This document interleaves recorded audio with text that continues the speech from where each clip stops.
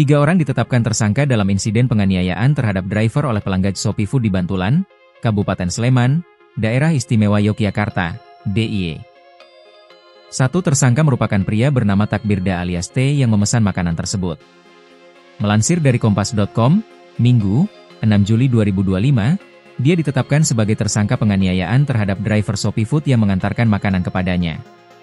Sedangkan 2 tersangka lainnya merupakan perusak mobil patroli polisi saat para driver Shopee Food menggeruduk rumah pelanggan itu pada Sabtu, 5 Juli 2025, buntut dari insiden penganiayaan tersebut.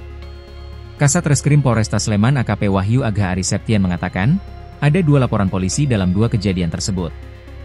Masing-masing LP, laporan polisi, di atas sudah kita lakukan penahanan terhadap tersangka, ujar Kasat Reskrim Polresta Sleman AKP Wahyu Agha Ari Septian. Polisi saat ini masih terus melakukan pengembangan terkait dengan tindakan perusakan mobil patroli Polsek Godean saat para driver menggeruduk rumah T. Sementara itu, Agha belum menyebutkan identitas 2 orang tersangka perusakan mobil itu. Apakah 2 orang itu merupakan driver Shopee Food atau bukan?